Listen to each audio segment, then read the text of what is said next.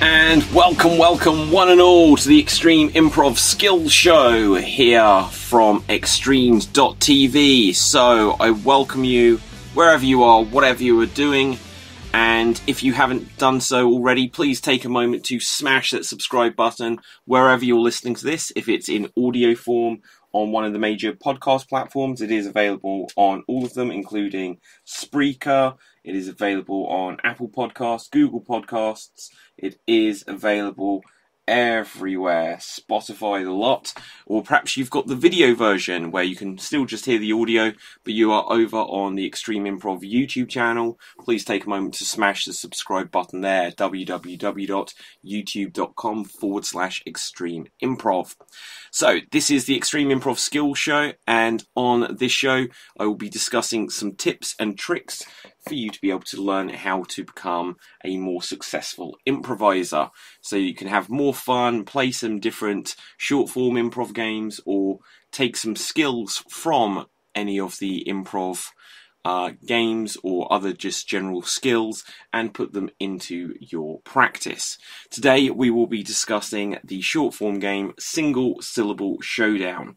I'll give you a quick overview of basically what the game is, how it works, and then what things you can do to be successful and things to do to avoid so that you would perhaps be less successful. Excuse me. So, in a nutshell, it is a scene usually played by two people at a time.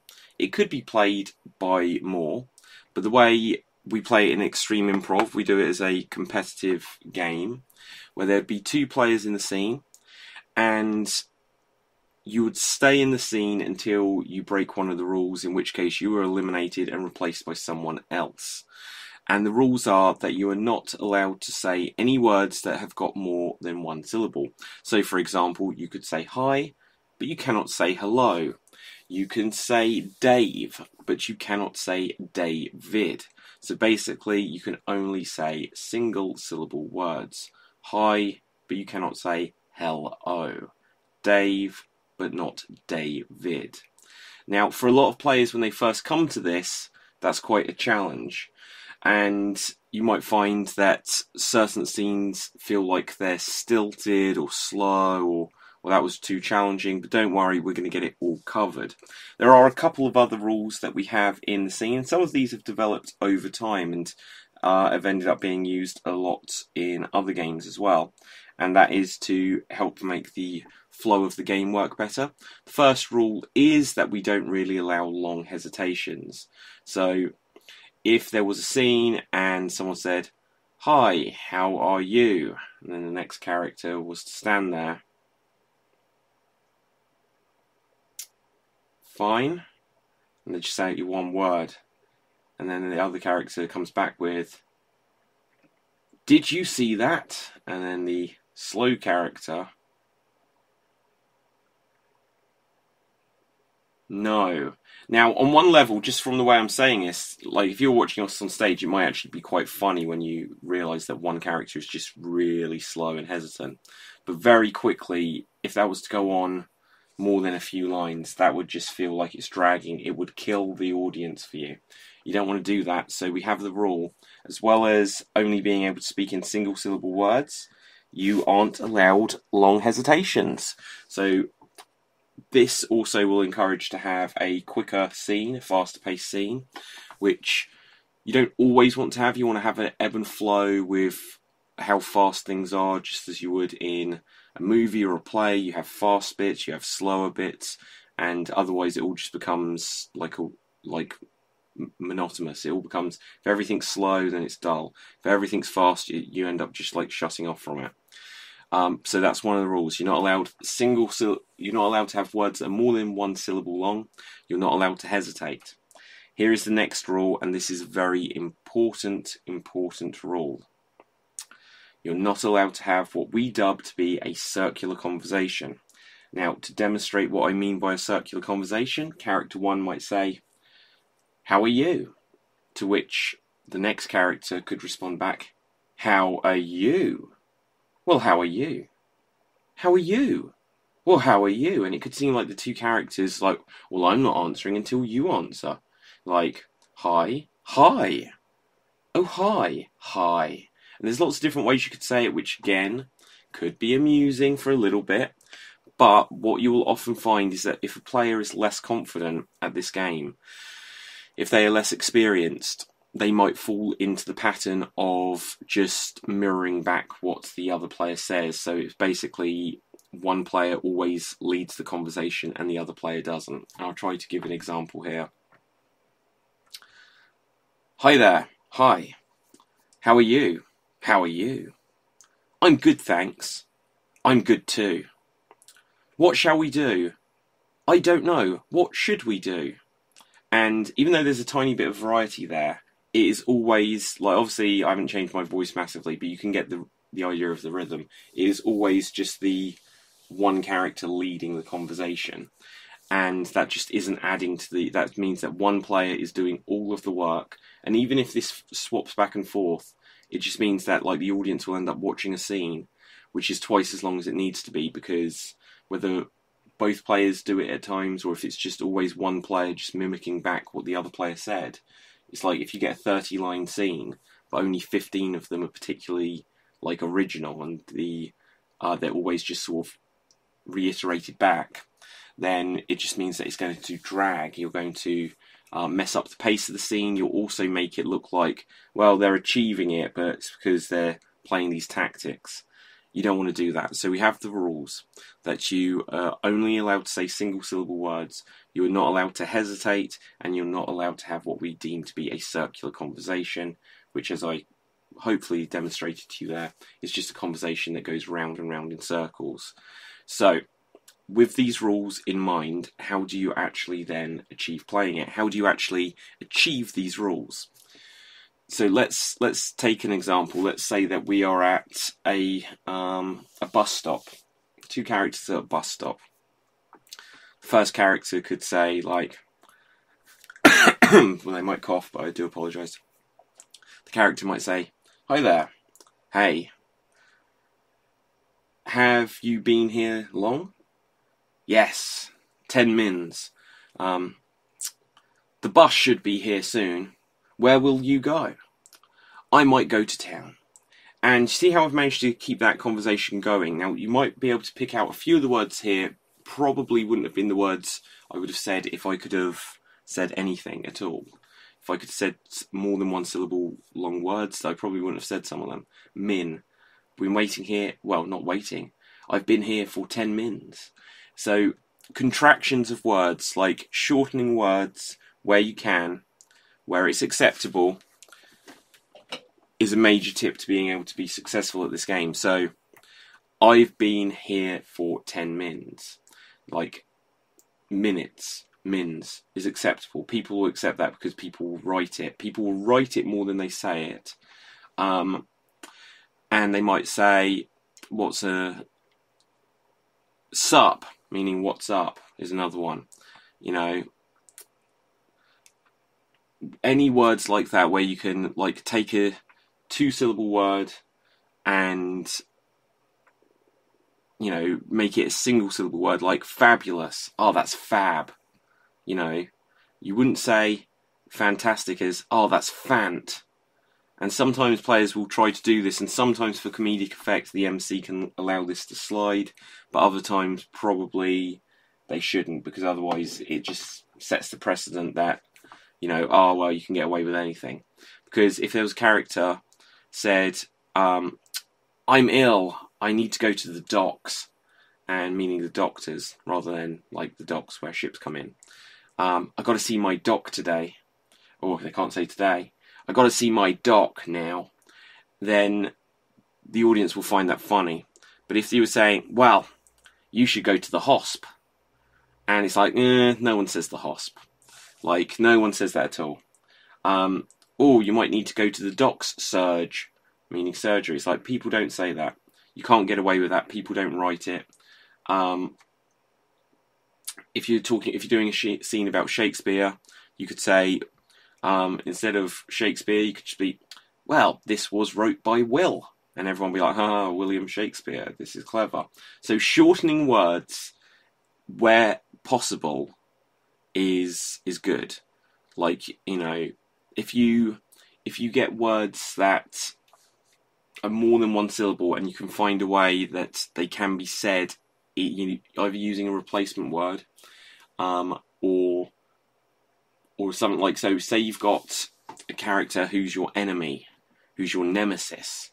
Be like, okay, what can I say? They're my foe. And suddenly it's a single syllable word. And so the more you play this, the more you'll actually find that you can do it just through practice. Practice makes perfect. And when you get into the mindset of playing this game, you'll actually find that you slip into the specialist single syllable showdown vocabulary, where you will just go towards things that are the single syllable words, and you'll avoid using the syllables, the double syllable, triple syllable, 4 syllables in a word options. Let's have a think. So, like I say, you can say hi, you cannot say hello. So, hi, sup, I'm good, like, how are you? You might think, very well, and you just have to say something like, not bad, or whatever. You just find the different ways of saying it, different ways. And when you first play it, you will struggle. And as I say so often on these podcasts, embrace the struggling, rather than just standing there, not knowing what to say, because you will be out the game. And if you're hearing this and you're going to MC this game, then if someone cocks up, you kick them out. You kick them out, because otherwise the audience will think you're being too forgiving. You know, the way you can be forgiving if you're the MC is, if a player's doing this for the first time, acknowledge it. Tell the audience, this is the first time they're playing this. They've never done this before, right? We'll give you another chance then. It's first time playing. That's something you could do. Or you could then choose to be, we're not going to give you another chance. Or, like, first time, and you suck. And you don't have to be that cruel to say that you suck, but you could just kind of have fun with we're not going to give you another chance here. The audience will enjoy it, but the point is, you have acknowledged it's their first time. What you want to avoid doing is making the scene slow. So many times there have been scenes, and I may have said this again before, it'll be like, where is this scene taking place? The audience will suggest underwater, or on the space station, or on the moon. And this game is all about pace, and this is kind of an unwritten rule which the performers need to keep in mind. Even if you've got that you're at a funeral parlour and it's going to be sombre, even if you've got that you're in a library and it's meant to be quiet, even if you've got that you're on a space station, and for some reason people think, when you're in space, you move slow, so you talk slow. And no one does that. You can speak at absolutely the same rate in space as you would if you were on Earth. It was just, if there's low gravity and you're on the moon, it looks like they bounce up and go down slowly. But that's not the way they would be talking up there. It still speaks full pace. And the problem for the performers, even if you think, this makes it easier because now I can speak slow, is for the audience, it now looks like you can't go wrong. The audience get enjoyment out of seeing you struggle. The audience enjoy to see the performer take on this challenge. Why are we speaking in single syllable words? It's a challenge. That's why we're doing it. The audience are watching the performers take on a challenge. If you just make it so there's no challenge anymore, now you're just doing a substandard scene where you're only speaking in single syllable words for no reason. Why is it substandard? Because if you had the full vocabulary available to you, you could make this a better scene. You could say, that's extraordinary, rather than, that's cool. And then you could use more flowery language and more exciting language and more intriguing language. But if you're just doing it slowly, it's like, they're just using limited vocabulary. It's slow, and overall the quality will drop. If you pick up the pace with it, and it doesn't mean that you have to go so fast that everyone can hear you speak really fast like this, and even then I put in everyone instantly realising that that was breaking the rule. So going that fast, you're definitely going to mess up. But if you just speak at a speed like this, then you can still play the game, and it may go well, or it might not go as you would hope. So the thing to learn from this is that some speed will make it look like you're great, but if you go too fast, then you're doomed to fail. So, because the audience won't be able to keep track. So, you've got to remember why you're doing this. You're doing this for the audience. The audience need to be able to keep track of what you're doing at all times. So, don't go too fast. Definitely don't go too slow. I'd rather you go a bit too fast than too slow, because the MC can still say, I couldn't understand a word you were saying, you're eliminated. And when you're eliminated, another player will come in and take your place. And say there's 3 of you. Because you could literally do this. If you do it with 2 people, the way I'd say to do it is that each player has a number of lives. So they're allowed to make 3 mistakes each, or they're allowed to make 5 mistakes each. If you're less confident in a player, you could give them 5 lives. Because if you think that, well, they're going to start and they're going to use up 3 lives in 20 seconds, then the scene is over, the game is over. You have to move on with your show. Whereas hopefully this will be something that, you'll think, okay, in my show, I want this to take up 2, 3, 4, 5 minutes of the show time just to have this game. If there's 2 people in it, if it's a 2-hander scene, and you just want to get the sense that they're competing, trying to pick up the pace, trying to get the other character to have to talk about things and make mistakes. That's, part of the fun of it. Is, if it's played competitively. You could just have it, this is going to be a scene and characters are going to speak only in single syllable words, but then inevitably when they go wrong, if there's no penalty, if there are no lives, if they don't get eliminated, then when they go wrong, the audience will be like, oh, they went wrong. And what I could suggest off the top of my head there that you do is you have a sense where, once again, the MC could lead the way, or the audience might do this, but you can't be certain that the audience would do this. If you're not having lives, if you're not having penalties or eliminations, just have the MC be like, ooh, or ooh, when they go wrong, boo, when they go wrong, and just encourage the audience to join in on that. Because otherwise, that will acknowledge that, yep, we know that we went wrong there. We're putting the pressure on them to do better, and we'll judge them, we'll pass comment after. Whereas if the audience notice that they've gone wrong, but the performers don't acknowledge it, the MC doesn't acknowledge it, they'll just think, wow, they said this was the rules and they just didn't stick to it. You've always got to think of this audience psychology here. So, if you've got 2 players, you could have a number of lives. But if you've got 3 players or more, then if player A messes up, and if A and B are in a scene, player A messes up, then they're replaced by player C. And then players B and C continue until one of them messes up. So even if it's player C that messes up, it would be player A that goes back in, or if it's player B that messes up, it would be player A that goes back in.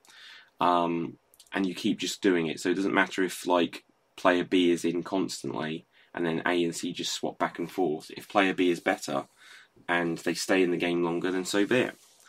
But, whilst I think of it on that point, if you're really good, should you stay in this game forever? And the answer is, hell freaking no. Because, let's say that you don't just have 3 players in the scene. Say you've got 5 players in the scene. Say you've got 6 or 8 performers in your show. The way I would do it, if there are 8 performers, or any number, but say that there's at least, say, 4 or 6.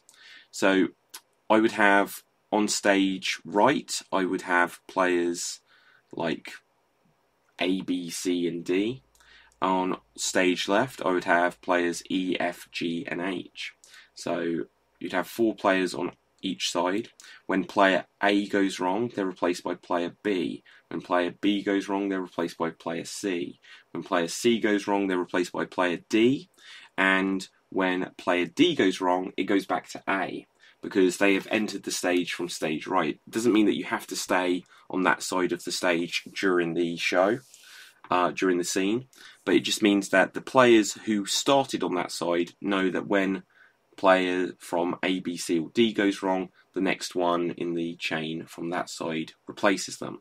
Whereas player E gets replaced by player F. F gets replaced by G. G gets replaced by H. And then it goes back to E again. So that way you always know, okay, so we work in basically a conveyor belt. We work going round like a round robin, just people from our team, even though it's not really a team, unless you are playing it as a team activity. But players that entered from my side of the stage will replace players that entered from my side of the stage. And that way you give everyone a fair chance to get in. If you are doing it as a team thing, then it might be that one player does really well and then one of your players never gets eliminated, and then the other players on that team never get a chance to come in. There is the possibility that could happen. But this is where I say you shouldn't always just try to win. So if you're in a scene like this, a competitive scene, it's the same principle with questions only, which I think I've already spoken about on another episode. So I may be reiterating this, but that's fine. Repetition is good, except for if it's too much repetition in this game, because then you'll get eliminated. But say, for example, player A is on fire. Hey, how are you? I'm good, thanks. What's to do? I know, let's go to the beach. And they're coming up with all kinds of sentences. Other players are coming in and they're like, that's a really good idea. I can't say really, they're eliminated. Then player E gets eliminated, and then it's player F gets eliminated, then G gets eliminated, then H gets eliminated, and this whole time player A is still in the scene. The audience won't be thinking, oh my god, they're so good.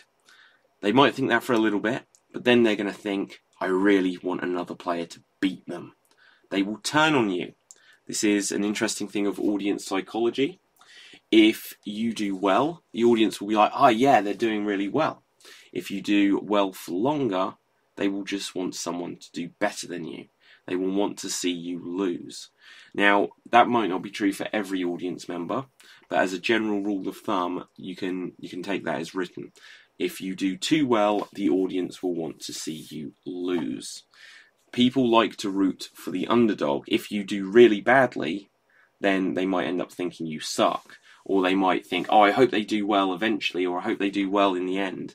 But if you do too well, then they will probably want to see you lose. When we look at certain sports or things like this, if you get... Well, let's use snooker as an example. There was the snooker player, Steve Davis, 6-time world champion. In the end, people wanted other people to win. There was the snooker player, Jimmy White. He was a finalist 6 times. They always wanted him to get the win in the end, because the more he lost, now it wasn't just to say that he's a loser, he made it to the final over and over again, but the more he lost, the more people were desperate to see him achieve the next time. The more Steve Davis won, the more people wanted to see his opponent beat him. And then that was one generation, and then another generation, there was the snooker player Stephen Hendry. I think he was a 7 or 8-time world champion. But people, by the time he's won it 4 or 5 times, they may have been interested to see, will he win it 6 times and equal the record or break the record? But otherwise, they were like, oh, he's the one to beat. And you don't want to be the one to beat in an improv comedy show always. You don't want to be that you always go wrong, but the psychology is, if you do well, the audience will like you. If you do too well, the audience have a strong chance of just wanting to see you defeated.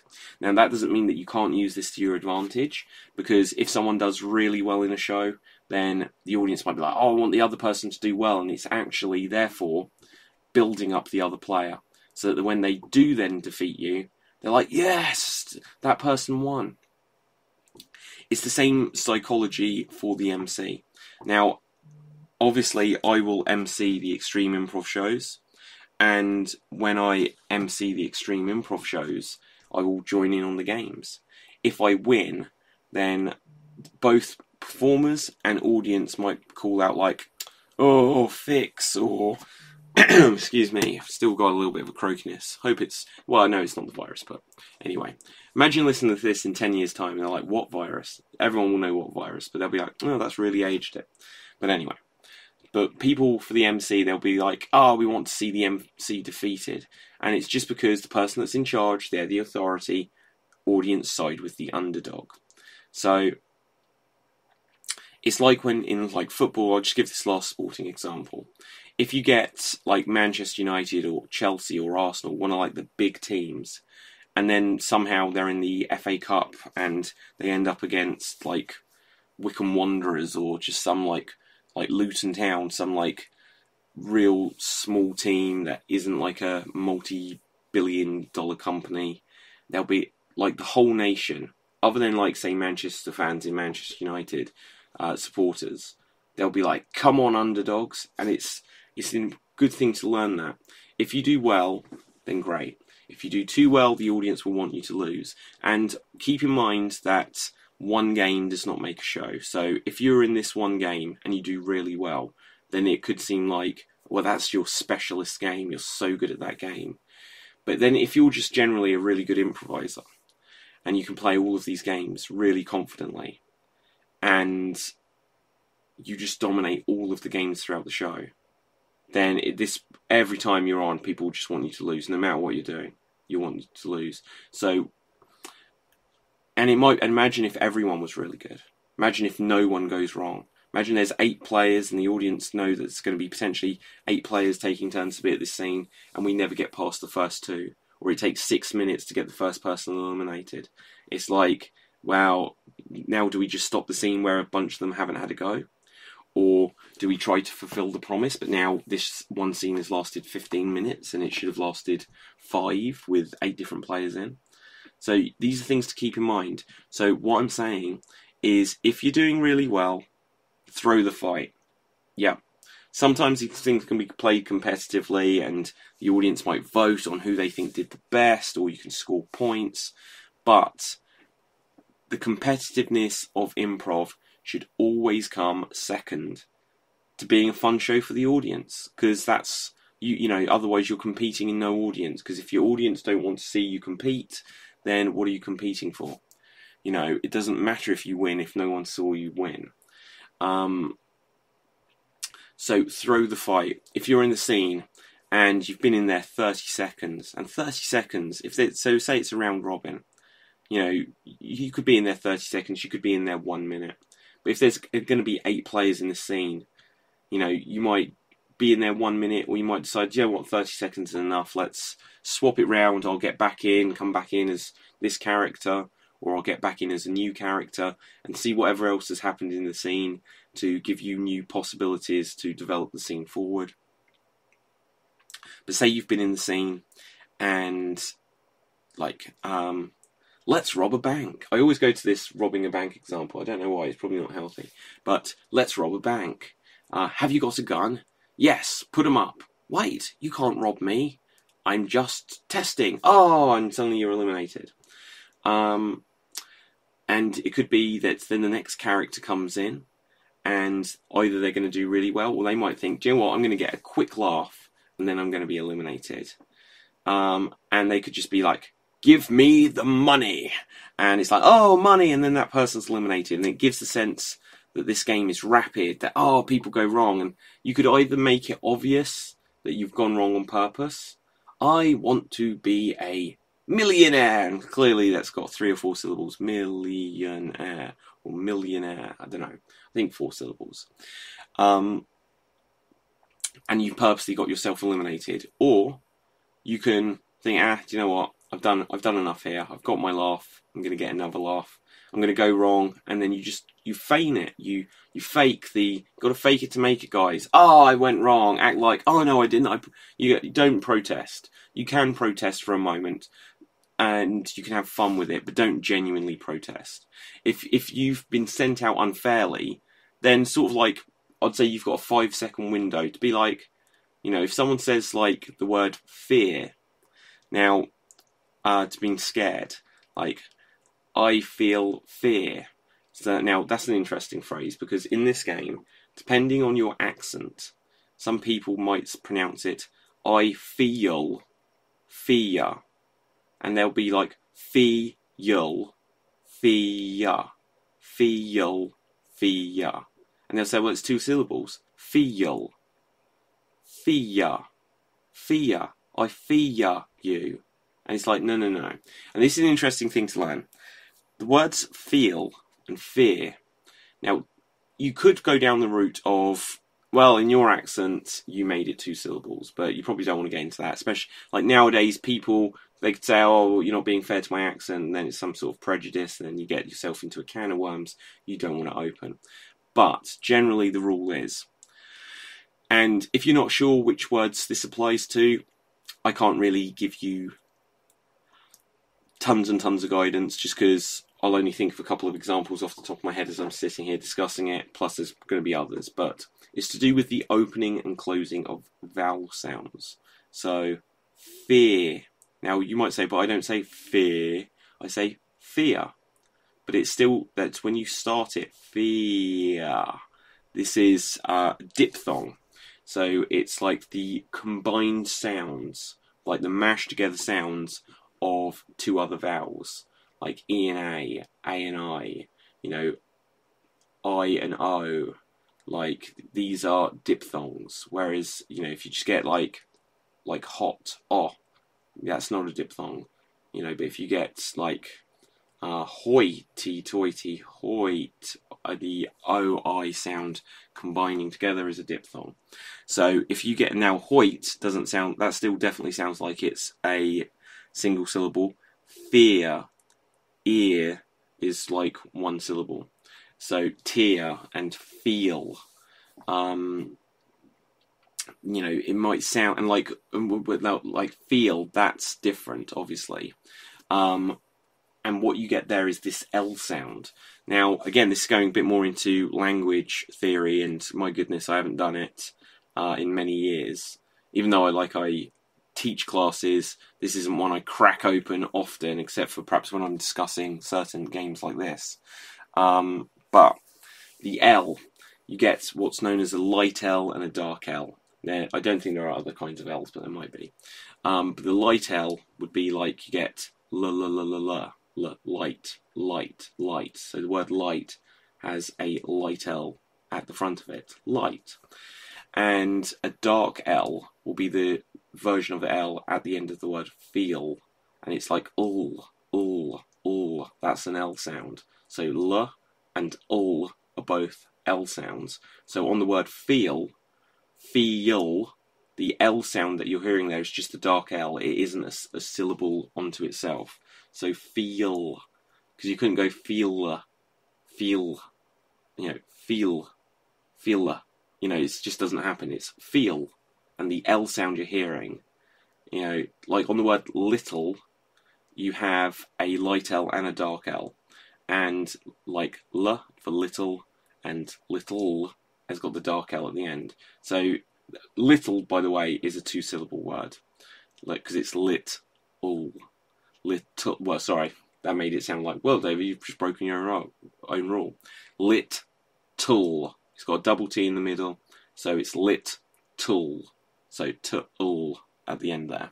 So that would be an example of a two-syllable word. Look, and this is getting really granular with it, but to be honest, just when you're playing it, if you make a mistake, the audience might protest, no, that's just one syllable. Or sometimes the audience will get mistakes. They'll think something's two syllables when it isn't, and it'll be that you've just pluralized something. So you might say, I have one book. I have two books. They'll be like, books, because there's two of them. And it's like, no, that's still one syllable. It doesn't quite work like that. Or I judged you, and they'll be like, judged. And it's like, no, that's one syllable. This isn't Shakespeare. I didn't judge-ed you. I didn't say, I will judge-ed you, and then you will be put to prison. No, it's judged. Judged. And that's one syllable again. So there's lots of little things like this, and this is getting granular, but I suppose that's something I can do on this podcast. We can get as lightly into it, or as, like, deep into it as I choose to. Hopefully this is stuff that you can still, like, take in. I don't want to overwhelm you. If you want more information on it, I'm not quite wrapping up here, but of course you can get the Extreme Improv Big Book of Improv Games, which is available on paperback or Kindle editions from Amazon all over the world. It's also available in, like, if you go to the website for the bookshop Waterstones and some other retailers, you can also get the Extreme Improv Big Book of Improv Games. Like, often you can find it through bookshops, eBay stores.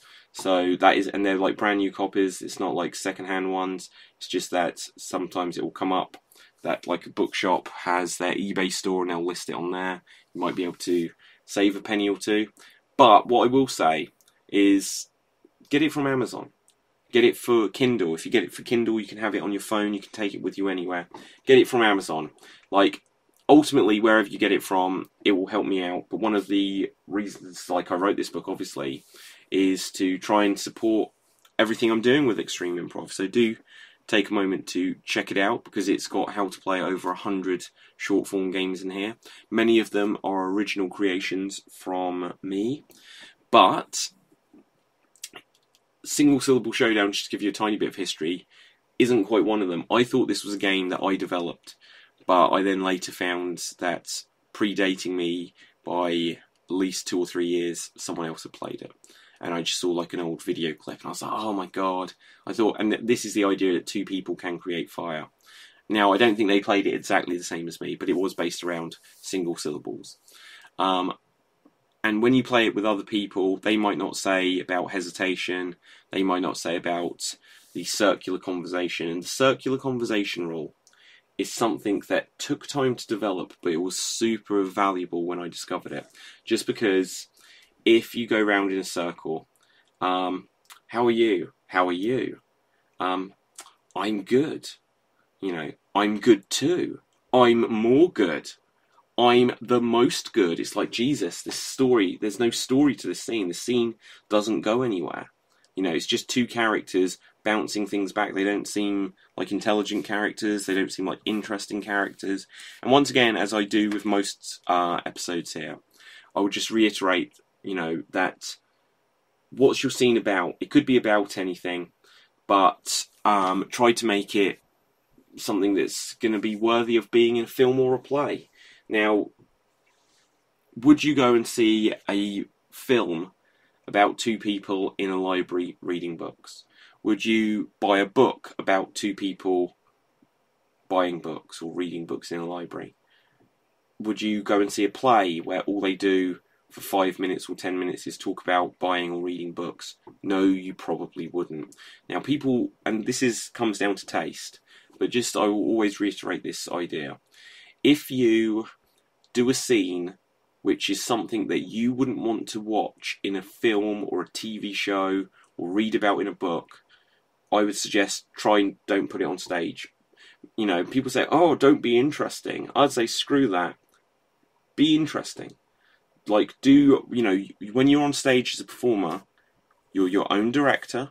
Of course, there might be a director or a facilitator, but in terms of where you stand, how you deliver your lines, doing improv, you're your own director. You're your own script writer.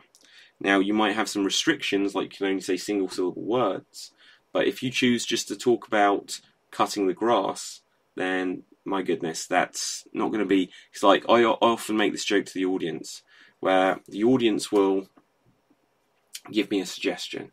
You're at a doctor's waiting room, you're doing your taxes. That's one of the... I'm going to do an article soon about the most commonly suggested suggestions in improv. Doing their taxes is one. And it's like, why? Why do you... Audience, I'm not to criticise you here, but why do you want to see that so much? Harry Potter doing his taxes. I mean, do you remember that great book that they turned into a 2-part movie? Harry Potter does his taxes. Harry Potter and the Tax Office of Doom. It's like, no, it doesn't exist. So, you know, you will have something where it's like Harry Potter and the Philosopher's Stone. It's like, oh, it's going to be some mystical object. Harry Potter, and like, you know, even then, for the American audiences, they changed it to Sorcerer's Stone because they felt philosopher sounded too boring. And if a philosopher and a magical object sounds too boring, imagine a tax office. So, if you're doing a scene, don't just cheat yourself into doing something that's going to be vanilla, something that's going to be like plain and dull. Make it something a bit more interesting. Give it a bit of spice. It's up to you though, but that's my opinion. Last tip, and that's, you know, off the point of single syllable a little bit. Last tip I'll give you is talking around the idea of what if you are given like a scenario where you can't even reference the scenario you've been given properly. So say you've got to do a single syllable scene, and like I'll give the one that I said earlier. Where is it set? A hospital. I will often make a joke to the audience. Ah, yes, that fantastic single syllable word, hospital. because it means that during the scene you can never actually say hospital. That's where you'll end up saying, I'm at the docks. Went to see my doc. Nurse, can you help? And then if you're talking about, oh, you need to have surgery, you can't say surgery, so it'll be, oh, the doc needs to cut me and take out my spleen. And you'll have to find ways around it. Can you come with me to meet a nurse? You just can't say hospital. I will go to A and E. And so you'll find other ways to talk about the departments. Which ward are you on? So once again, and if you're thinking, well, okay, this might sound easy and obvious, but try it yourself. Well, is it easy and obvious? Because as I always say, you have to use your mental thesaurus, which is the way I explain it. Where, and this isn't, it's not, a thesaurus isn't 100% accurate, it's just related words. So a thesaurus, you might say hospital, A&E, doctor's surgery, doctors, clinic. You might think, well, these are kind of, not all of them are like for like the same thing, but they're all kind of similar places, you know. But you can extend it, but I still call it a mental thesaurus because people know with a thesaurus you find other ways of saying the same thing. And so you expand that out and you find all of the related terms. So, hospital, clinic, A&E, ward, doctors, nurses, matron, porter, bed, transfusion, blood, needle, scalpel. All of these ideas relate to hospitals. Now, if you're like, yeah, but David, a hell of a lot of those weren't single syllable words. It's not the point. You think around them, and then you, first of all, you pull out all of the single syllable words to use on this game. But other than that, they might inspire other things. So if you're something like, oh my god, what do they have? Scalpel, forceps.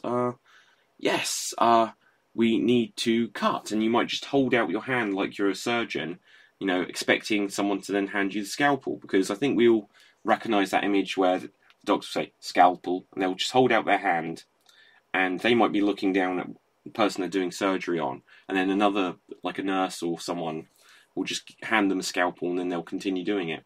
You can use mime, you can use physicality to help bridge some gaps. You don't have to say everything if you act out certain things physically that the audience will then recognise and understand what you're going for. Let's give another example. Police. Okay, we're at a police station. It's a police station. Okay, you can't say police, you can't say station in a single syllable showdown game. Cop is the obvious one. The cops are here. I'm a cop. See my badge? Oh, he's a badge. Look, the fuzz is here. You know, and here is another one which some people might pronounce here, but here. The fuzz is here. There's going to be, oh, the pigs. You know, there's loads of ways to talk about the police without saying police or police. But, you know, you don't have to do it. Officer, you can't say that. The feds are here. You could just find different ways to refer to the police. You're going to prison. Oh, can't say that. I will put you in jail. And jail. There we go again. It's that dark L. Jail. Jail is a single syllable word. What else do you get? Handcuffs. Easy. Cuffs. You have the right to remain. You can't say remain. So what would you do? You could start that off because the audience are so familiar with the phrase, you have the right to remain silent. You could be like, you have the right to be shh. And if you did that, the audience would be like, oh, that's really clever because you've said the saying, but you haven't said it exactly. You've said it just using single syllable things. And especially when you get to, you can't say silent, but when you have the right to, if you hesitate, even if it's done on purpose, like, oh, I don't want to say that, the audience will be like, oh, they're going to say it. And you can purposely play around with, I'm going to hesitate. You don't want to make it look too easy. If you make it look too easy, then the audience, one, they'll think, yeah, I can do this, and then they won't even try. Or later on with their friends, they'll try for 30 seconds, find that they can't do it, and then they might get like a negative perception of the game overall, because, oh, that was embarrassing, I went wrong in it. So don't make it look too easy. If you look like you're struggling, then the audience will just happily think, oh my god, they did so well that they managed to do that. That looks really hard. And they'll also think, I could never do that. Now, if you're trying to sell an improv course, then eventually you'll teach people how to do it. And if you're smart about things, you want the audience to think that you're good. You don't make the audience think that you're good just by saying, hey, everything we're doing is a cakewalk. You show them that, look, I'm doing something which is difficult, and because I do it, and because I can do it, it must mean that I'm good at something. So keep these things in mind. But let's see what else.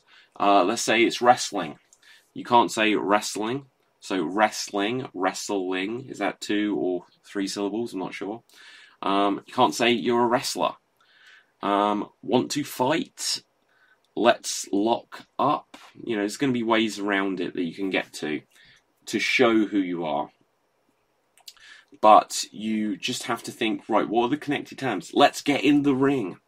Find other ways to illustrate to the audience who you are, where you are, what you're doing, without using single syllables. Because if you get stuck that